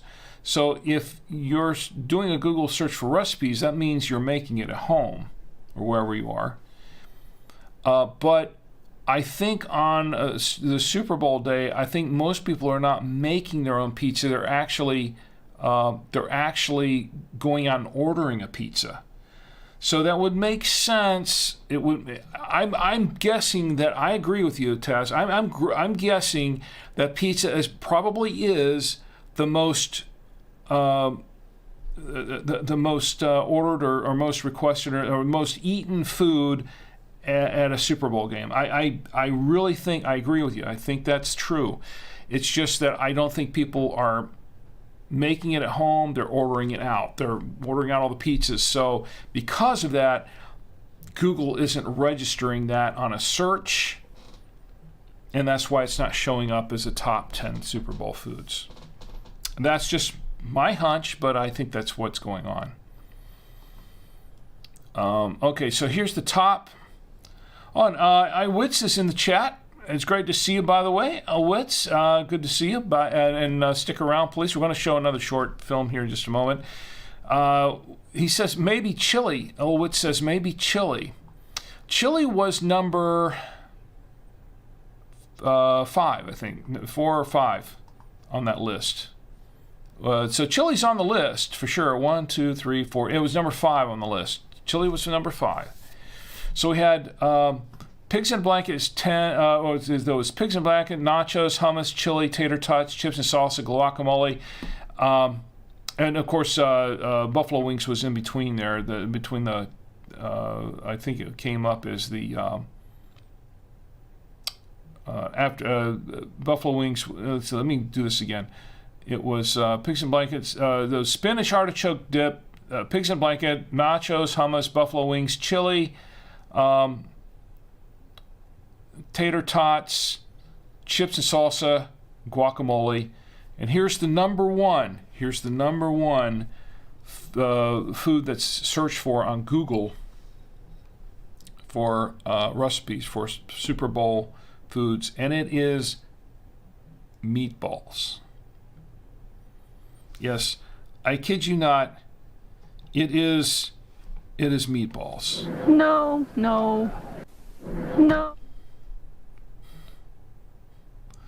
Yes. yes. She'll say it again too. No. Yes. Meatballs. Who knew? I didn't. Meatballs. I don't think I've ever. That never would have occurred to me. I honestly, maybe the little Swedish meatballs. Maybe the little Swedish meatballs they serve at with hors d'oeuvres at parties and such. Maybe that's what it is. It doesn't specifically say little Swedish meatballs. It just says meatballs. So when I think meatballs, because being Italian, I think meatballs. I don't think meatballs. I think meatballs. I mean, like baseball-sized meatballs, like my Aunt Connie used to make. May she rest in peace. She used to make these humongous meatballs, and she would serve them up with her gravy. Her tomato sauce, what she called gravy. That's what I think of when I think meatballs. I think little pop in your mouth, kind of like the size of the little Swedish meatballs or the size of donut holes. I don't know. What says I don't like hummus. You don't like hummus? It's good for you, but you know what? It has to be made right. It really has to be made right, correctly, to do that. Photo Ray says I have to get back to work. Have a good night. Well, you too. Sorry, I was about to show this film here. If you got 30 seconds, I'll show this real quick. It's pretty funny, but it's great to see you here, Photo Ray. By the way, thank you for being here tonight. And What's Up says there's a cocktail meatball that a lot of people make in crock pots and stuff for the Super Bowl. Yeah, it's. I think that's the one I'm thinking of, the cocktail size, or what they call Swedish meatballs. What's Up says, but I have a hard time believing it's number one, and so do I. I agree with you there. So do I. All right, well, I guess it does it for our top 10 Super Bowl party foods. By the way, we could talk about the Super Bowl a little bit more if you want. But before I do that, let me show you quick. My son and I, we had a tough week this week. We were launching a new radio. As you know, I'm the product manager for ByTwoWayRadios.com. My son Tommy works with us as well. He is the social media manager for the company, and we were launching a brand new radio this week. It's actually this one. I've got one sitting right up here. It's the KG935G Plus. Really amazing radio. I've got this here. So it was kind of we were doing this big launch all of a sudden, so it got a little discombobulated, and we're just kind of doing all this stuff all at once. So Tuesday was a really hectic day for us doing this big launch. But we were also starting up a promotion for Valentine's Day for one of the other radios, because we have our other radio, which I don't have in front of me. KG-S88G, comes in 4 different colors, and we had one that was pink, and we thought, hey, wouldn't it be cool to do a Valentine's Day promo promoting a pink radio for Valentine's Day? And this was actually not an original idea. My boss came up with the idea, but it was also simultaneously come up with by one of our customers who she had bought a pink radio for one of her kids and said, hey, you know, this would be kind of cool, Valentine's Day gift. So we put together something real quick. Let me see if I can show it here real quick. Kind of cool. I was in the shower. I get some of my best and worst ideas in the shower. So I was in the shower one day, and I was trying to come up with a 30-second commercial ad to promote this little promotion. We came up with a Valentine's Day promotion for this radio, for this pink radio. And I was trying to come up with ideas on it, and it just popped in my head while I was in the shower, and I thought, oh, wow, this would be a really funny thing to do. Humorous thing to do. Be kind of cool, tongue-in-cheek. So I wrote up a little bit of a script. I handed it to my son, and I said, hey, why don't you make this thing? And he says, oh, yeah, this is a good idea. So he went to it. Didn't take him too long. It was kind of quick. And he put it together, and my boss saw it, and he loved it. And we thought, this is really cool. So we're going to, if I can find out what I did with it. Here it is. So we came up with this little commercial for Valentine's Day, and this is what it is. Nothing says I love GMRS like an Ocean KG S88G. And now through Valentine's Day, you can get one for 10% off the regular price. Yeah. Buy the pink one, and you'll get a free quick reference card too. For you. Show your love this Valentine's Day with an Ocean KG S88G from BuyTwoWayRadios.com. Love is on the air. Yeah, that was our little short commercial. So it was kind of tongue-in-cheek, kind of thing. Geico-ish in a way, I guess you could say. But that's what we came up with on the fly, and it's gotten a lot of views. I mean, people seem to like it so far. We'll see if it sells any radios, but anyway, just to let you know that if anybody's interested in getting one of these, by the way, you can go get one at BuyTwoWayRadios.com. Let's see, that's not the one. Here we go. BuyTwoWayRadios.com. We have all kinds of radios there, ham radios, FRS, GMRS radios, business radios. And this is the one, that's the promotion that we're running, the 10% off from that SA8G. But that was the Valentine's Day promotion that we were showing. Anyway, if you go there and you buy one of these, you can get in addition to the 10% off, you can get 5% off on your entire order by typing in the promo code WINESHOW, WINESHOW, WINESHOW. So you go in there, you can buy anything, get 5% off of it with WINESHOW. By the way, this is not a paid promotion, okay? Just to let you know, this is not a paid promotion at all. I'm the product manager for the company. My boss just gave me a promo code, say, hey, give this to your viewers and your listeners of Drink with Rick on Saturday Night Winestream, and you can get 5% off. I'm not making any more for it, okay? It's just, I just go in and do my job as usual. So it's not something that I'm getting anything more for, okay? So anyway, that was what we did this week. What's up? Oh, no, okay, I read that all right. Taz says a blind guy with a guide dog walks into a store, takes the leash, and starts swinging the dog over his head in a circle. A salesperson runs up and says, "What are you doing?" Blind man says, "Just looking around." Ooh.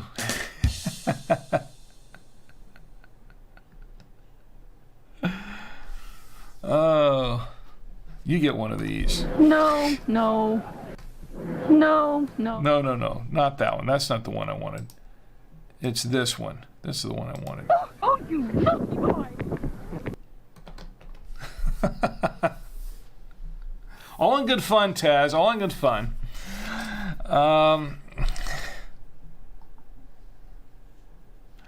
All right. What have we got here?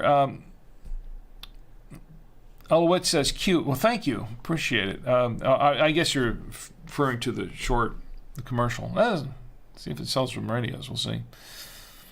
All right. So what else do we have going on? Oh, yeah, we're going to talk about the Super Bowl for a minute, and then we'll be time to close up here. And maybe do a book giveaway. Actually, I'd like to give away a book now. I really would like to give away a book now. And I've got a book here.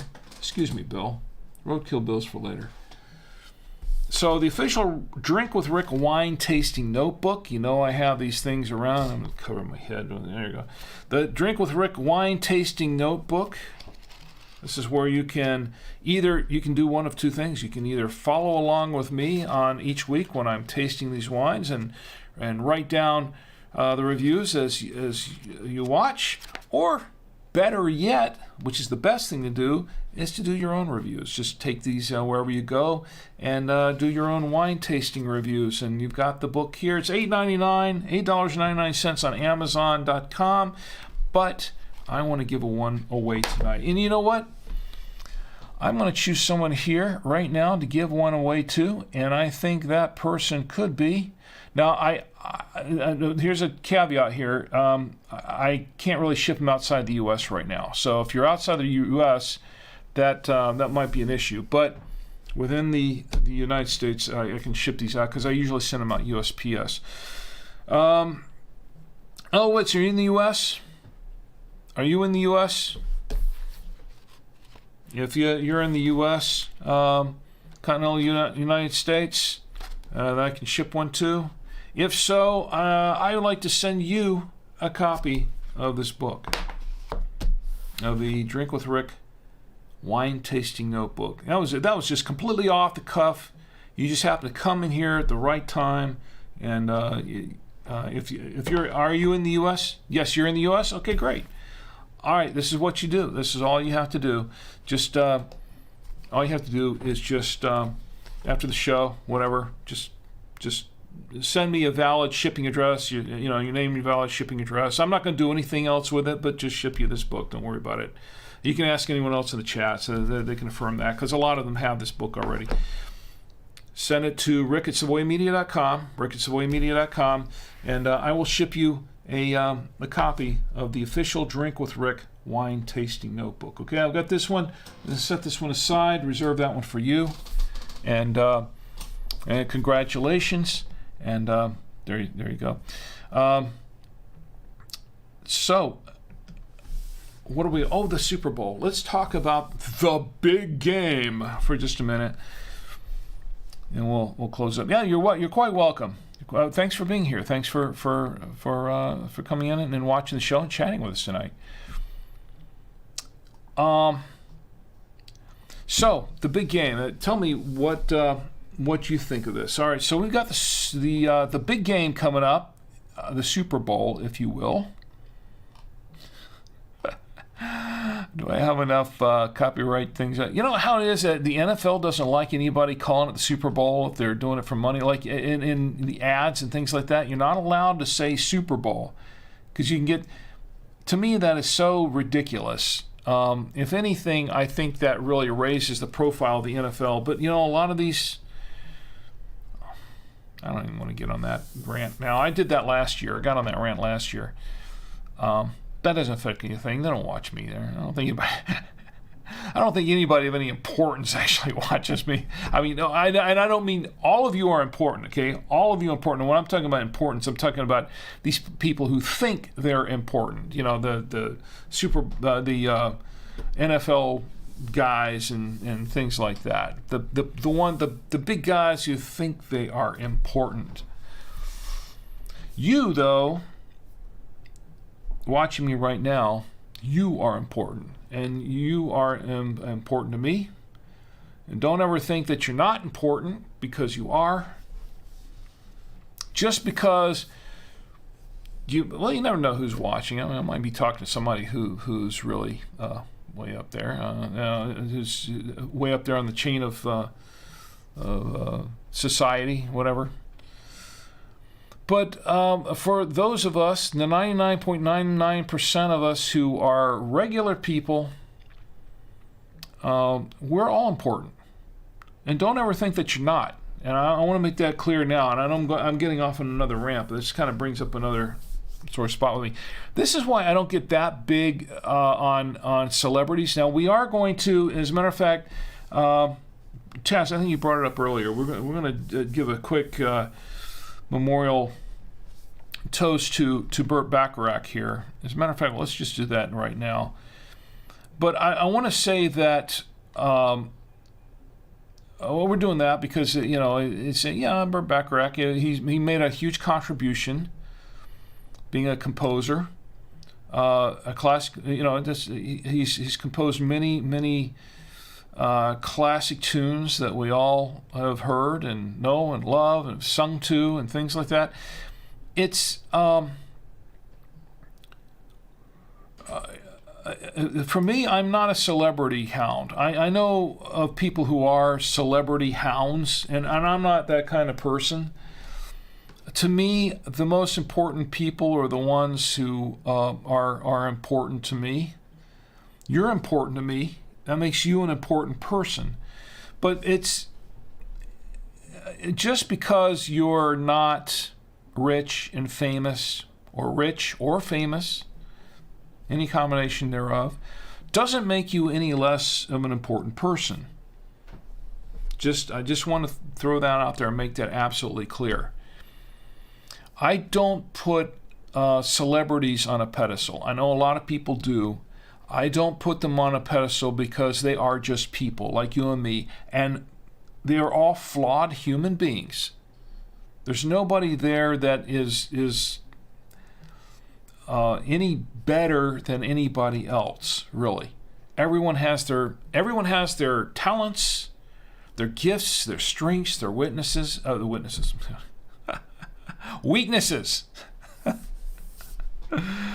I haven't had enough of this wine. You know what I'm saying. Everyone has their strengths and their weaknesses. Everyone has their flaws. Just because you're a big name celebrity doesn't mean you're perfect, doesn't mean you're any better than anybody else. And I know there are a lot of them out there, not all of them. There are some that are pretty down-to-earth people. I've known a few. Okay, I've met a few. But I can tell you that there are some out there that think very highly of themselves and think they're very, very deserving of everything that comes after them and comes to them, and more so, and are that you've heard the prima donna types, the demanding types, that sort of thing, and they're not any better than anybody else. So, to put someone on a pedestal who like that, I don't know. I don't respect people for just being in there and doing what they're doing and that everybody knows who they are. I respect a person who respects me, and I respect a person who has good values and who's just a good person. That's how I respect a person. If they're a good person. That's how I look at it. What's Up says, I agree, but what about Kermit the Frog? Kermit the Frog. Kermit the Frog he's Kermit.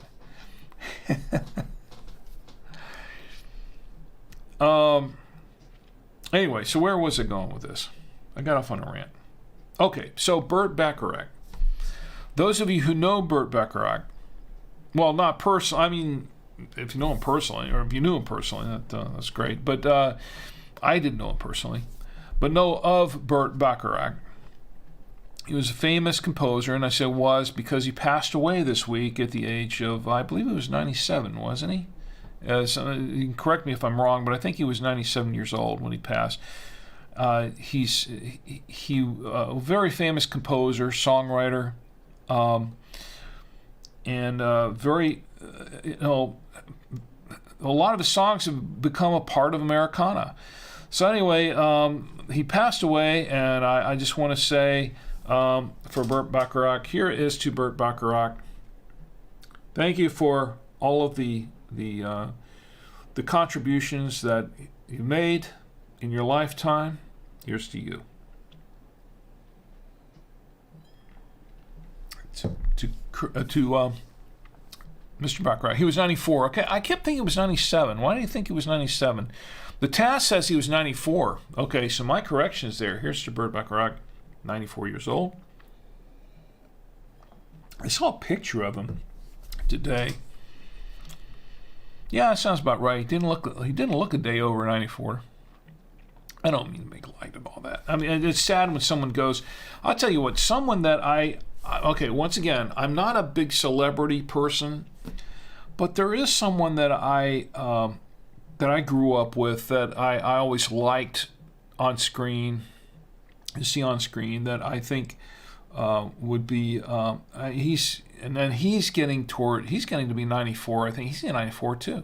Dick Van Dyke, one of my favorite actors of all time, Dick Van Dyke, and I know he's getting up there. So I want him. I want to see him get to 100 or beyond. He seems pretty cool. Anyway, enough celebrity talk, right? Let's get to the Super Bowl.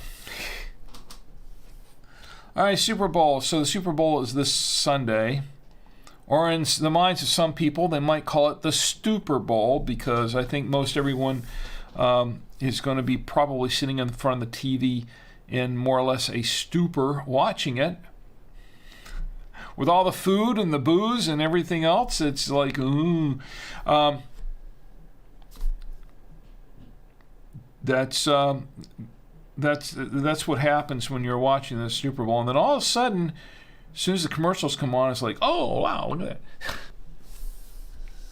Because, let's face it, about 80% of us watch the Super Bowl not for the game, they watch it for the commercials.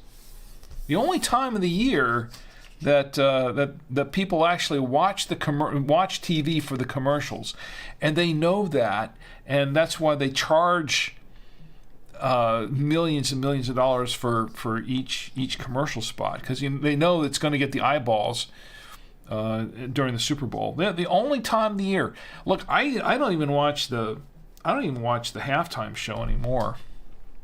To be honest, I walk upstairs and do some stuff here during the halftime show. I don't really watch the halftime. I just go down there, watch the game, and watch the commercials.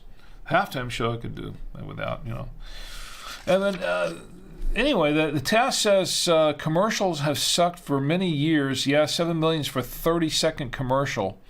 Some of them are kind of funny. Some of them are entertaining. They're promising a big year for Super Bowl commercials this year. I don't know. We'll see. But I think really half the draw for the Super Bowl is really just to have an excuse for a party, to get together and eat, drink, and be merry, right? I think that's what it is. That's what I do. We can get together more or less for the food and the beer and just sit around and socialize more than anything else, right? So the Super Bowl, I don't know, I'm looking at these notes. All my notes are over here. So here we got, for the Super Bowl, just to let everybody know, I lost my notes. Where are they? Okay. All right, so for those who don't know when the Super Bowl is, it is February 12th. It's tomorrow. The game starts at 6 p.m. on Fox. Your local Fox affiliate, tune to that, and you'll see it. Kansas City Chiefs at the Philadelphia Eagles. And so that should be a very interesting game. Kansas City and the Eagles. And both of these teams are, I believe, 16-3. So this is going to be an interesting matchup. Interesting matchup indeed. So it should be for a pretty decent game, I think. And that's just me, but I think it should be for a decent game.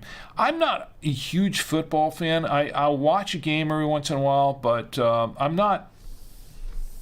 I mean, it's almost I've had this discussion before, but it's almost a given that if you live here in Charlotte, you've got to be a Panthers fan. Now, I'm originally from Florida, so I was really not a Panthers fan. We had other teams there. We had Tampa Bay, we have Miami, we've got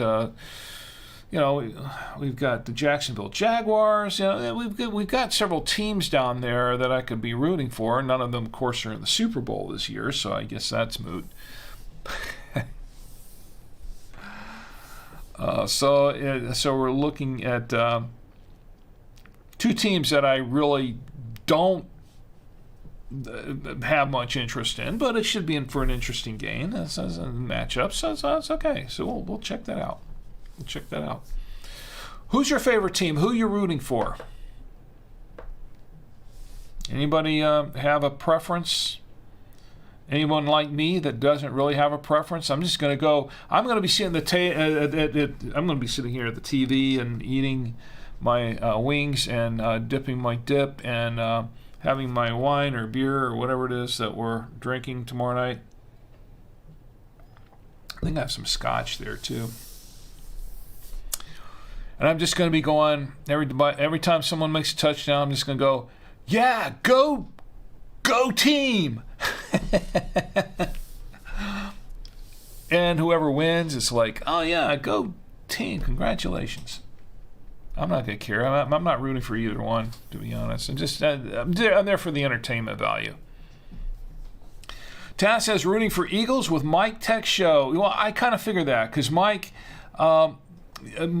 Smith's a friend of mine. I know Mike is a big Eagles fan, so I'm pretty sure that you're going to be you and Mike. Everybody are going to be very happy if the Eagles win this one. Anybody else have a preference? Ed, do you have one? I know Ed's in Florida. He's I don't know if he has a preference for either team. What's up says, normally I'm rooting based on whatever box I have money on. But I got rear-ended last week, so my betting money became my deductible money. Oh, wow. I'm sorry to hear that. What's up? Sorry to hear that, but it's okay. Tess says I'm rooting for my pool number. I did not join a pool this year. I did not. I have in the past. I don't think I've ever won a pool. Maybe I did one year. I didn't have much money on it. I don't know. I don't remember. I don't. I'm not really a betting person. But no, I didn't join a pool this year. I don't think we didn't have one in the office this year. So I think everybody was just too busy, just trying to do whatever we do during the week to even start up one. But anyway, so that's the Super Bowl. Anyway, I think it's about time to close up tonight, right?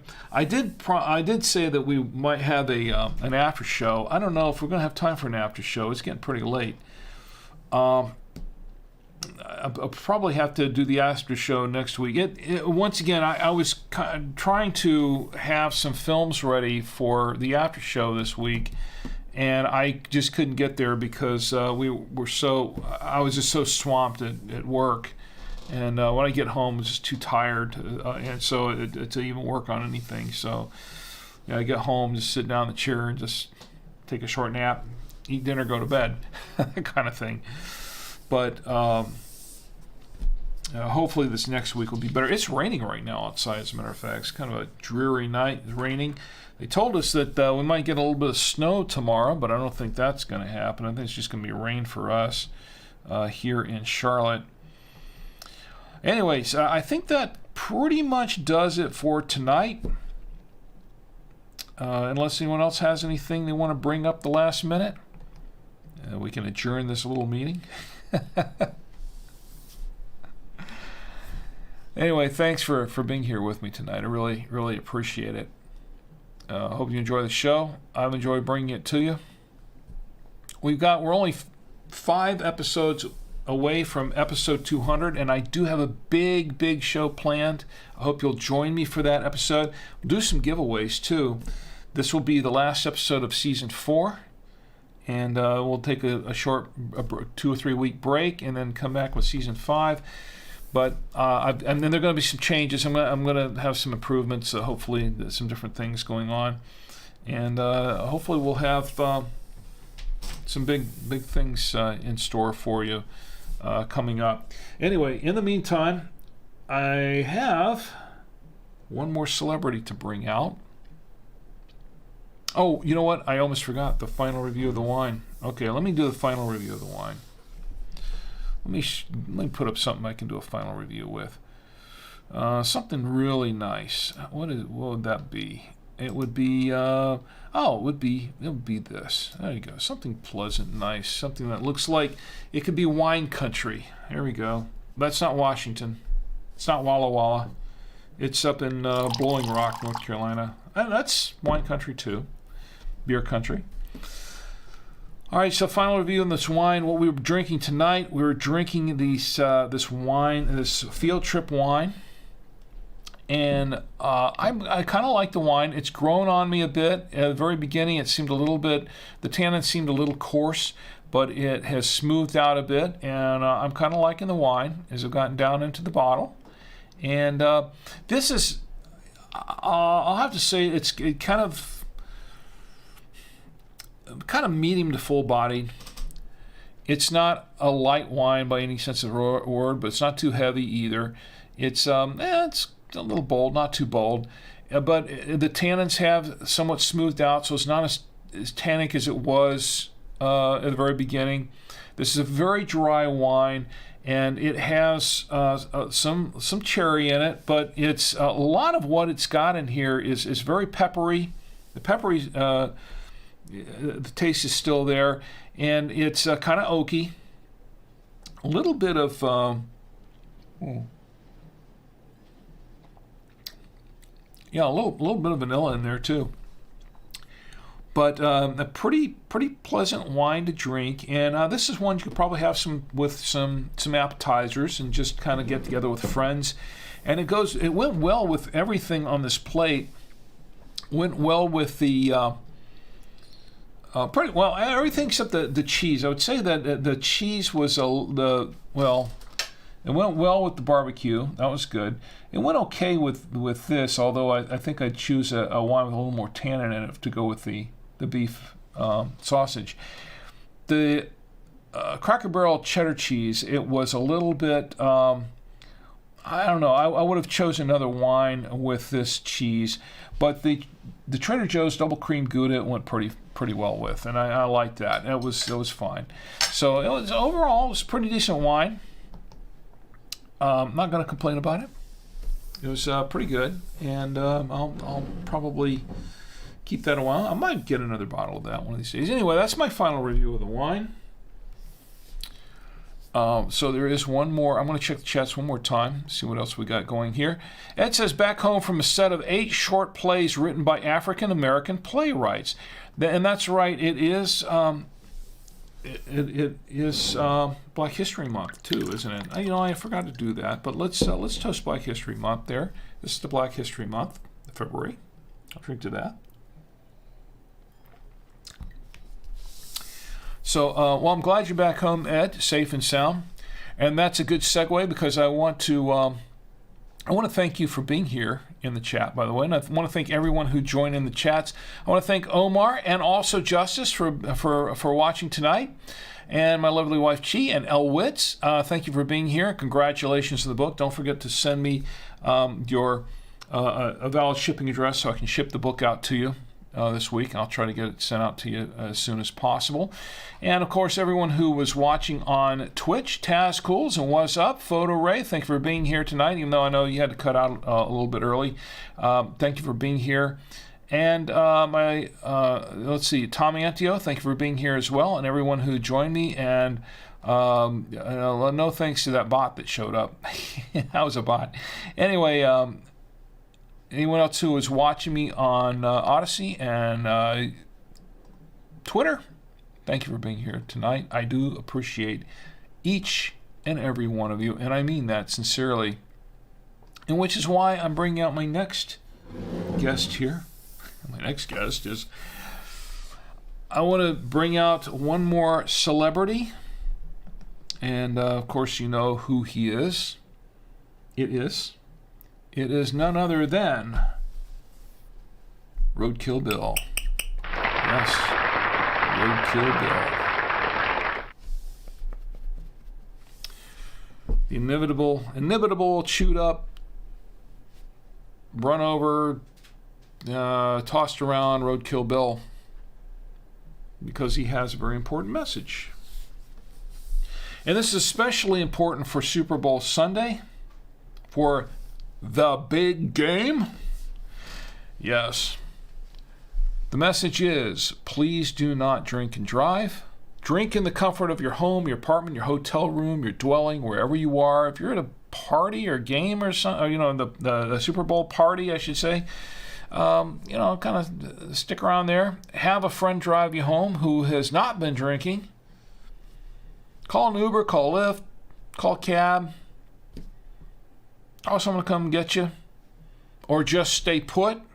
If you can do that, please do that.